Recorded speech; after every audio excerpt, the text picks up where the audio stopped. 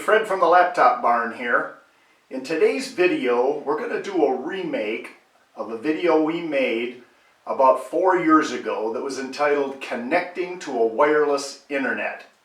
We've had a lot of favorable comments on this short video. The objective here today is to update it. When we did it before, we were doing it on a Windows 7 laptop. This will be on a laptop that's loaded with Windows 10. The message is the same. These are a couple of tips on how to get onto a wireless network with your laptop. Okay, on a Windows 10 screen in the lower right hand corner, you'll see the little world symbol, which is the connection point for you to get to the internet. That's the symbol that we're going to be clicking on in just a minute. But first of all, here's your number one tip. Most people are not aware that all laptops have an on-off switch. Make sure your laptop is wireless is turned on. Sometimes it's a physical switch. Here's a Dell Latitude with a switch on the front. If that red's showing, then your Wi-Fi is turned off. Click it so that the red's not showing. You won't be able to get on the wireless if you don't do that. Different models have that switch in different places. Here's a different Dell. This one's on the side. You can see by activating it, you can turn the wireless on or off. This has to be in the on position or you will not be able to get on the internet. Here's another Thinkpad model from Lenovo. They've got it tucked up here in the corner. Theirs show green when it's on and nothing when it's off. So green is go. If you have models that say red, that show red, they're not on. So that's important to have that switch turned. Here's another model, another Thinkpad. This one is hidden behind the back. You can see the green showing. You can turn it off by, it's not easy to get your finger in there on this particular one, but you click it off and then click it back on. Gotta be showing green on Lenovo's. Couple of other examples.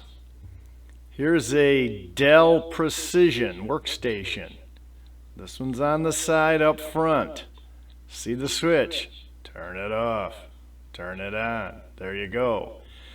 An HP model and some others have a switch that's somewhere on the palm rest. In this case, it's right up there. It's got a picture of a Wi-Fi tower. Turn it on, the light comes on. Turn it off, the light goes off. Got to be on in order for you to connect to the internet. Now you ask, are there other ways? Yes, not every laptop has a switch. Some have it on the keyboard. In this Dell's case, you'll see the picture of the tower in blue on the print screen button. In order to turn the wireless on and off, you have to hit that button. Now, in order to activate a blue button on this particular keyboard, you also got to hold down the function key.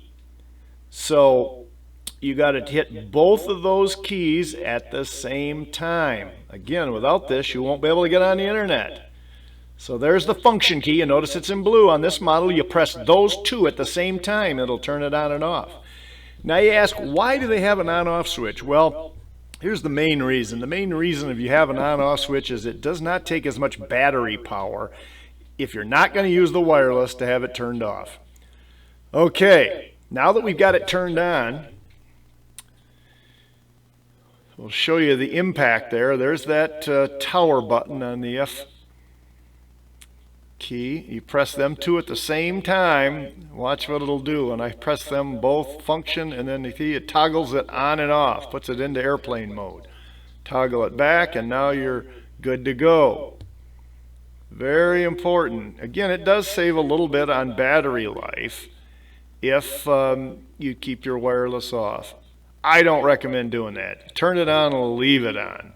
Now, to hook to the wireless, click on the little globe at the bottom. Up pop all your available wireless networks that are within range. If you select one, in this case I just toggled that on and off. You can see the wirelesses disappear, and now I toggle it back on and the wirelesses are back. I'm hitting that tower button right by the print screen. It will be on different keys on different models, but somewhere you'll see a button that either has a picture of a tower or some kind of a internet symbol.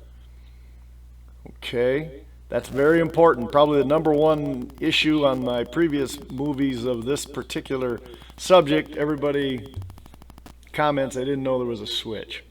Okay, now that you've solved the switch problem, go to the globe in the lower right-hand corner of your screen, and that is the internet access, which you're going to click on in order to activate and see all the available wireless networks. So when you're ready and you're sure you've got your wireless turned on, you're going to click on this button, and any available wireless network within range is going to show up so that you can select one. There might be more than one.